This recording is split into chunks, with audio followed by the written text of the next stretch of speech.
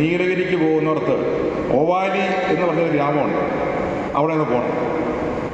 ഇന്ത്യയിൽ ആദ്യമായിട്ട് ESA പ്രഖ്യാപിച്ച് നിയന്ത്രണങ്ങൾ കൊണ്ടുവന്ന സ്ഥലമാണ് ഓവാലി.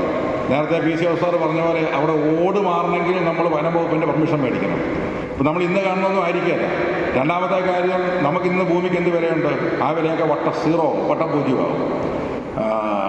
ഈ പറയുന്ന കസ്തൂരി കമ്മിറ്റിക്കകത്ത് എന്തൊക്കെ ചെയ്യാം, എന്തൊക്കെ ചെയ്യാതിരിക്കാം എന്നതിനെപ്പറ്റി കൃത്യമായ കണക്കുണ്ട്. 30% ചെരിവുള്ള, നമ്മളിവിടെ മുകളിലേക്ക് നോക്കിയാലും 30% ചെരിവുണ്ടല്ലോ. 30% ചെരിവുള്ള ഭൂമിയിൽ തന്നാണ്ട് കൃഷികളൊന്നും കൃഷി ചെയ്യാൻ പറ്റില്ല. മണ്ണ് കിളയ്ക്കാൻ പറ്റിയല്ല. അപ്പോൾ കപ്പ പറ്റത്തില്ല, വാഴ പറ്റത്തില്ല, ചേന പറ്റത്തില്ല, ഒന്നും പറ്റത്തില്ല. ഇതൊക്കെ സത്യസന്ധമായ കാര്യങ്ങളാണ്. 2 കൂടുതൽ പശുവിനെ വളർത്താൻ പാടില്ല. ഇതൊന്നും ഞാൻ പറയണ്ട. നിങ്ങൾ ഗാർഗിൽ കമ്മിറ്റി റിപ്പോർട്ടിൻ്റെയോ അല്ലെങ്കിൽ കസ്തൂരി കമ്മിറ്റി റിപ്പോർട്ടിൻ്റെയോ അല്ലെങ്കിൽ സർക്കാരിൻ്റെ വെബ്സൈറ്റിലുള്ള നിയന്ത്രണങ്ങൾ പഠിച്ചാൽ മാത്രം മതി. അപ്പോൾ നിങ്ങൾ ഉദ്ദേശിക്കുന്ന പോലെ അതീവ ലളിതമായ കാര്യമോ ഇത് വന്നാൽ എനിക്കെന്നാ എന്നുള്ള സംശയമോ അല്ല. ഈ ഒരു നിയന്ത്രണം, ഒരു ESA നിയന്ത്രണം വന്നു കഴിഞ്ഞാൽ നമ്മുടെ ഭൂമിയിലേക്ക് വരെ വട്ടപൂജ്യമാവും. പിന്നീട് അങ്ങോട്ട് നിർമ്മാണങ്ങൾക്ക് നിയന്ത്രണം വരും. അപ്പോൾ നിങ്ങൾ കണ്ടല്ലോ, വയനാട്ടിൽ 1500 ചതുരശ്ര അടി കൂടുതൽ വീട് പണിയാൻ പറ്റത്തില്ല. ഇടുക്കിയിൽ 3 നിലയിൽ കൂടുതൽ നിർമ്മാണ നിരോധനമുണ്ട്. അങ്ങനെ പല പല നിയന്ത്രണങ്ങൾ, അതിനേക്കാൾ ഭീകരമായ നിയന്ത്രണങ്ങൾ ഈ ESA വിഷയത്തിൽ വരും. ESA എന്ന് പറയുന്നത് വനത്തിനകത്തും സംരക്ഷിത മേഖലകൾ അല്ലെങ്കിൽ വന്യജീവി സങ്കേതങ്ങൾക്കകത്തും പിന്നെ ഈ പറയുന്ന ലോക പൈതൃക സ്ഥലങ്ങൾ അതിനകത്ത് പരിമിതപ്പെടുത്തണം എന്നതാണ് നമ്മുടെ എല്ലാവരുടെയും ആഗ്രഹം, എല്ലാ രാഷ്ട്രീയ പാർട്ടികളുടെയും ആഗ്രഹം, എല്ലാ മുന്നണികളുടെയും ആഗ്രഹം. പക്ഷേ ഈ വിഷയത്തെപ്പറ്റി ഒരു 6 ദിവസം മുന്നേ ഇതിൻ്റെ ഗൗരവത്തിൻ്റെ അല്ലെങ്കിൽ സീരിയസ്നെസ്സിൻ്റെ ഭാഗമായിട്ട് നമ്മൾ സംസ്ഥാന സർക്കാരിലെ പരിസ്ഥിതി വകുപ്പിലെ ഒരു ഉന്നതനായ അല്ലെങ്കിൽ നിർണായകമായ സ്ഥാനം വഹിക്കുന്ന ഒരു ഉദ്യോഗസ്ഥൻ പറഞ്ഞൊരു കാര്യമുണ്ട്. കേന്ദ്ര സർക്കാർ പറയുന്നത്, നിങ്ങൾ പറയുന്ന വനം സംരക്ഷിക്കാൻ വകുപ്പുണ്ട്, ഇപ്പം നിയമമുണ്ട്.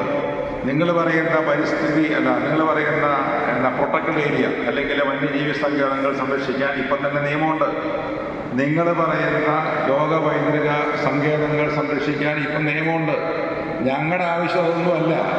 അതിനപ്പുറം എത്ര ഭൂമി ഞങ്ങൾക്ക് പരിസ്ഥിതി ലോല പ്രദേശമാക്കാനാകും എന്നതാണ് ഞങ്ങൾ ആഗ്രഹിക്കുന്നത് എന്നതിനകത്തുനിന്ന് നമുക്ക് ഇതിൻ്റെ കാര്യങ്ങളെല്ലാം മനസ്സിലായി കാണും. ഇനി വീണ്ടും നമ്മൾ ഗാഡ്ഗിൽ കമ്മിറ്റിയിലേക്ക് വരിക. ഗാഡ്ഗിൽ കമ്മിറ്റിയുടെ പശ്ചാത്തലമൊക്കെ ഞാൻ പറയേണ്ട കാര്യമില്ലല്ലോ. ആര് എന്ന് എവിടെ എപ്പോഴാണ് ഗാഡ്ഗിൽ കമ്മിറ്റിയെ നിയമിച്ചതെന്നും ആര് എന്ന് എപ്പോഴാണ് അതിൻ്റെ നിയമം വന്നതെന്നൊക്കെ നമുക്കറിയാം. എന്തായാലും ഗാഡ്ഗിൽ കമ്മിറ്റി റിപ്പോർട്ട് എന്ന് പറയുന്നത് നമ്മുടെ പറമ്പോ അല്ലെങ്കിൽ ഒരു താലൂക്കിൻ്റെ വിശദാംശങ്ങളോ ഒന്നും പഠിച്ചിട്ട് ചെയ്തതല്ല. ഇതെല്ലാം നടത്തിയ സാറ്റലൈറ്റ് സർവേ കൂടിയാണ്. സാറ്റലൈറ്റ് സർവേ എന്ന് പറഞ്ഞാൽ മുകളിൽ നിന്ന് സാറ്റലൈറ്റ് നോക്കും. ഒരു ഹെക്ടറിൽ 20% പച്ചപ്പുള്ള എല്ലാ ഭൂമിയും അവർ പരിസ്ഥിതി പ്രദേശമാക്കി. അതിന് 3 ഗ്രേഡ് കൊടുത്തു. ESZ 1, 2, 3. ഞാൻ പറഞ്ഞു വരുന്നത്, എൻ്റെ ഭാര്യ വീട് കുട്ടനാട്ടിലാണ്. അവിടെ എല്ലാം നെൽപ്പാടങ്ങളാണ്. അപ്പോൾ ചങ്ങനാശ്ശേരി താലൂക്കിൽപ്പെട്ട ആ സ്ഥലങ്ങളും ഈ പറയുന്ന പരിസ്ഥിതി ലോല മേഖലയിൽപ്പെട്ടു പശ്ചിമഘട്ടം സംരക്ഷിക്കാനായിട്ട്. കാരണം അവിടെ ഈ സാറ്റലൈറ്റ് സെൻസിങ് നടത്തിയപ്പം അന്നവിടെ നെല്ലൊക്കെ വിളഞ്ഞെടുക്കുന്ന സമയമാണ്, പച്ചപ്പാണല്ലോ. അപ്പോൾ ചുരുക്കത്തിൽ അന്നുണ്ടായിരുന്ന 77 താലൂക്കിലെ 39 താലൂക്കും ഗാഡ്ഗിൽ കമ്മിറ്റിയുടെ കണക്കിൽ പരിസ്ഥിതി ലോല പ്രദേശമാണ്, പശ്ചിമഘട്ടത്തിൻ്റെ ഭാഗമാണ്. അങ്ങ് കുട്ടനാട്ടിലെ രാമങ്കിരി എന്ന് പറഞ്ഞ സ്ഥലം കൂടി. എന്തായാലും ജനകീയ പ്രക്ഷോഭം ഉണ്ടായി. ഗാഡ്ഗിലിനെ ഒഴിവാക്കി കസ്തൂരി അങ്ങനെ കൊണ്ടുവന്നു. കസ്തൂരി അങ്ങനെ റിപ്പോർട്ട് സമർപ്പിച്ചു. അന്നേരം 123 വില്ലേജുകൾ, നമ്മുടെ ഈ 4 വില്ലേജ് അടക്കം, കോട്ടയം ജില്ല 4 വില്ലേജ് അടക്കമുള്ള 113 വില്ലേജുകളിലെ മൊത്തം ഏരിയ 13,107 ചതുരശ്ര കിലോമീറ്ററിന് ഒരു പരിസ്ഥിതി ലോല പ്രദേശം വരെ പ്രഖ്യാപിച്ചു. ഇത് നോട്ടിഫിക്കേഷൻ വരുന്നതിന് മുമ്പ് ഇത് വളരെ വിവാദമായപ്പോൾ അന്നിരുന്ന സർക്കാർ ഉമ്മൻ എന്ന് പറഞ്ഞ കമ്മിറ്റിയെ വെച്ചു. നേരത്തെ PC സാർ പറഞ്ഞ പോലെ മുൻ മഹാത്മാഗാന്ധി വൈസ് ചാൻസലറും നമുക്കേറെ ആദരണീയനായ PC ശ്രീ സാർ IAS കൂടിയുള്ള കമ്മിറ്റിയായിരുന്നു.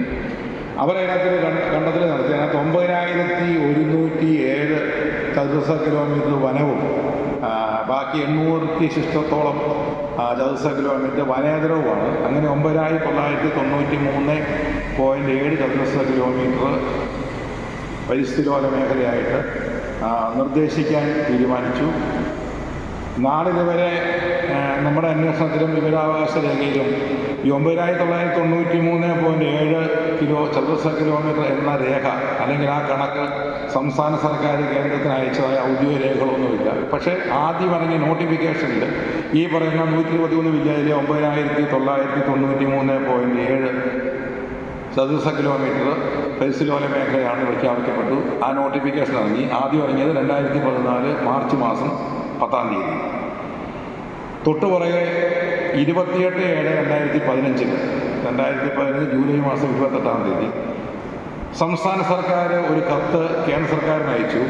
1 സെൻറ്റ് ഭൂമി പോലും വനമില്ലാത്ത കോട്ടയം ജില്ലയിലെ 4 വില്ലേജുകളെ ഈ പറയുന്ന നോട്ടിഫിക്കേഷൻ ഒഴിവാക്കണം എന്ന ഒരു ഔദ്യോഗികമായൊരു കത്ത് കേന്ദ്ര വന പരിസ്ഥിതി മന്ത്രാലയത്തിന് അയക്കുന്നു.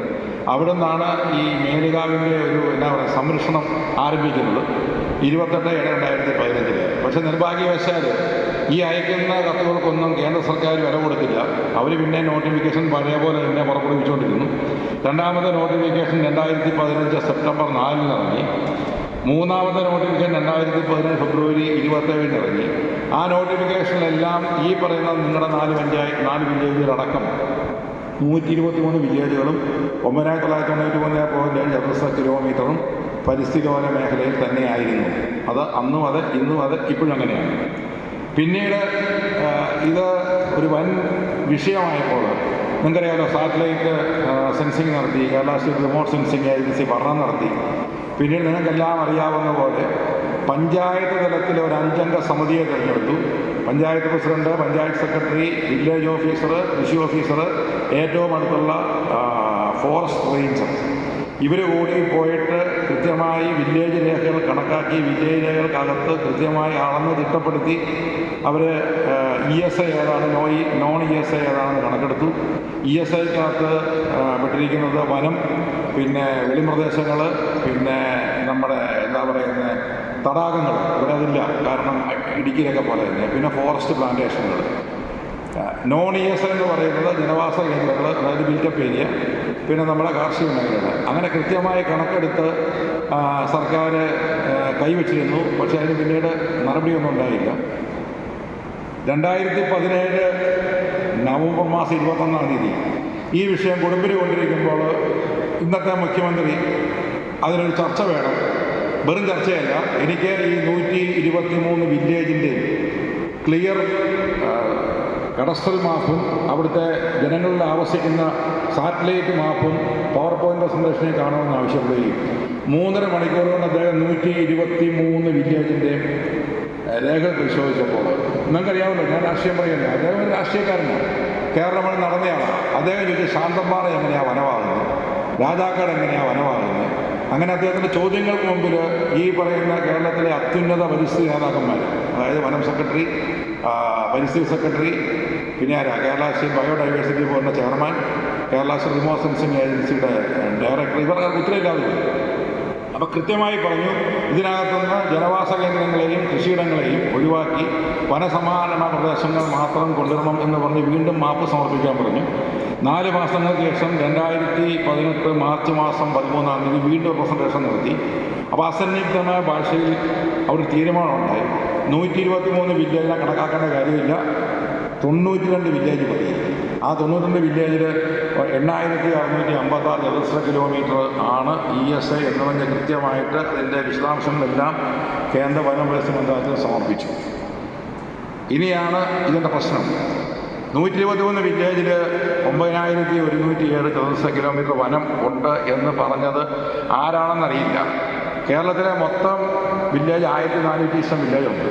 കേരളത്തിലെ മൊത്തം വനം എന്ന് പറഞ്ഞാൽ 11,000 ചതുരശ്ര കിലോമീറ്റർ. ഡിസ്പ്യൂട്ടുണ്ട്, എന്തെങ്കിലും ആയിക്കോട്ടെ. അപ്പോൾ 1400 വില്ലേജിലെ 11,000 സ്ക്വയർ കിലോമീറ്റർ വനം 123 വില്ലേജിൽ എത്തിയപ്പോൾ 9,107 അവിടെയാണ് തെറ്റ് ആദ്യമേ ആരംഭിച്ചത്. അത് തെറ്റാണെന്ന് വനംവകുപ്പിനറിയാം. കാരണം അവർക്ക് മറ്റ് പല മേഖലകളിൽ നിന്നും വിദേശങ്ങളിൽ നിന്നും ധനം അല്ലെങ്കിൽ പണം, പഠിക്കാനുള്ള പണം, പുസ്തകത്തിനുള്ള പണം കിട്ടാൻ വേണ്ടി അവർ തയ്യാറാക്കിയ ഒരു രേഖയാണത്. ആ രേഖയ്ക്ക് അടിസ്ഥാനപരമായിട്ട് ഒരു കണക്കില്ലായിരുന്നു. നമ്മൾ കേരള സ്റ്റേറ്റ് റിമോട്ട് സെൻസിങ്ങിൻ്റെ പഞ്ചായത്ത് തലത്തിലുള്ള 5 അംഗ സമിതി എടുത്ത കണക്ക് കൂട്ടി നോക്കിയപ്പം 8120 കിലോമീറ്ററേ ഉള്ളൂ. ഈ 9107 ഇല്ല.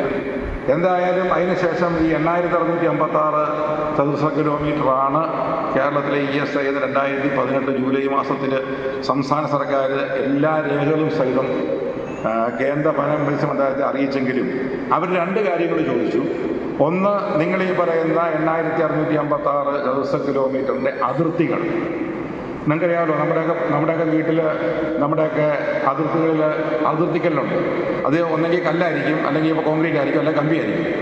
ഇപ്പോൾ ആധുനിക സാങ്കേതികത്തിൽ അതിനെ ജിയോ കോർഡിനേറ്റ് എന്നറിയപ്പെടുന്നത്.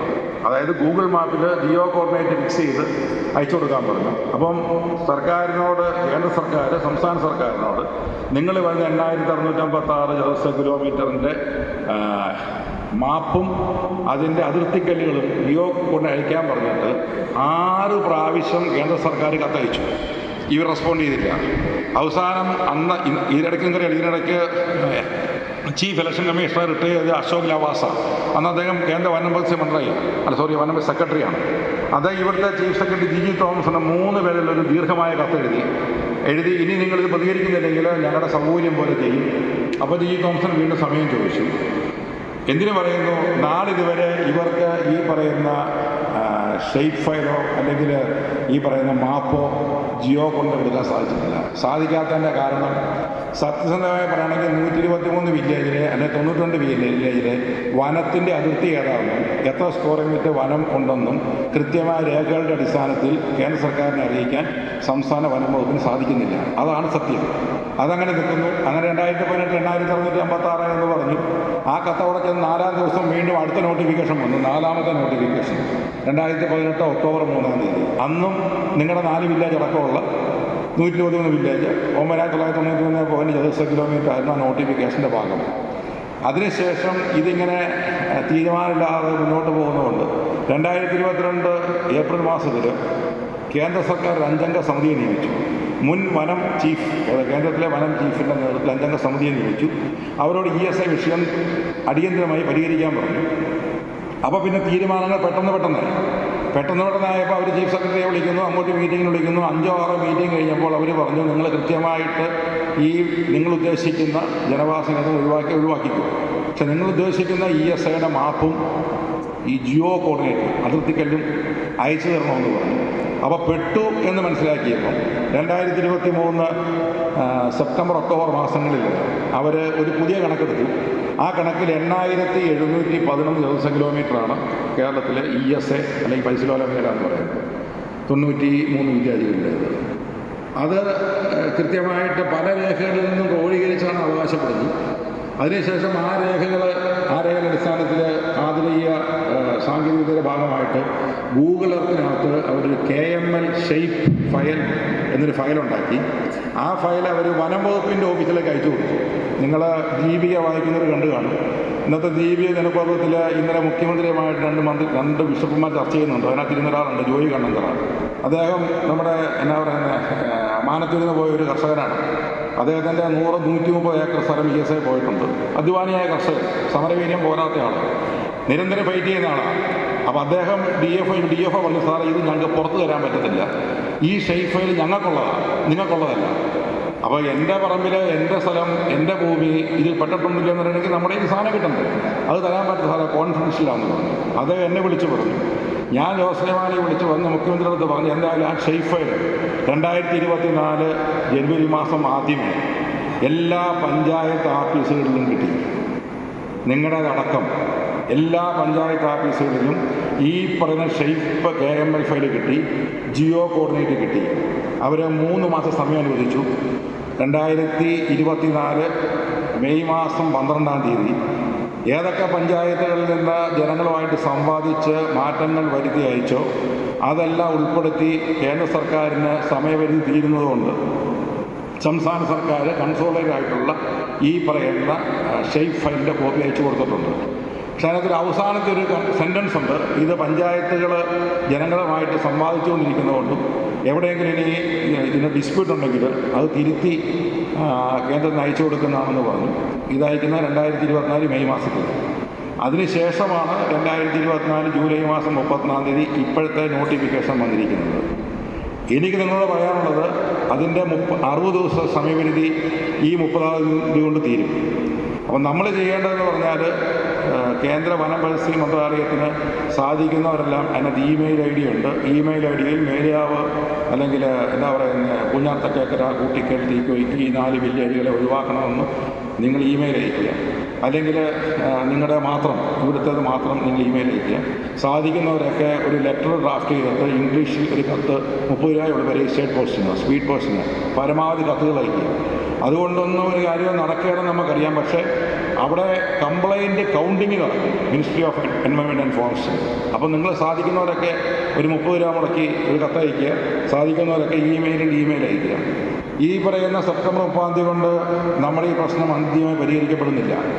സംസ്ഥാന സർക്കാരിന് ഈ വിഷയത്തിൽ കാര്യങ്ങൾ പറയാനുള്ള സമയപരിധി 30 കൊണ്ട് തീരുന്നില്ല. അത് മുന്നോട്ട് പിന്നെയും പോയിക്കൊണ്ടിരിക്കുക.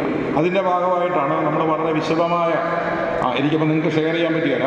എന്തായാലും 7 പേജുള്ള കത്ത് ഇന്നലെ അവർ മുഖ്യമന്ത്രിക്ക് കൊടുത്തു. 16 പേജുള്ള ഒരു നോട്ട് ഫയൽ നമ്മൾ തയ്യാറാക്കിയിട്ടുണ്ട്. ഈ 16 പേജുള്ള നോട്ട് ഫയലിൻ്റെ കുറച്ച് കറക്ഷൻസ് ഉണ്ട്. ഇപ്പോൾ വരുന്ന വഴിക്കാണ് അത് കിട്ടിയത്. അതെന്തായാലും നാളെ നിങ്ങളുടെ ESA മേലുകാവിൻ്റെ വാട്സപ്പ് ഗ്രൂപ്പിൽ ഞാനത് താഷ്കൻഡ് വഴി അപ്ലോഡ് ചെയ്യാം.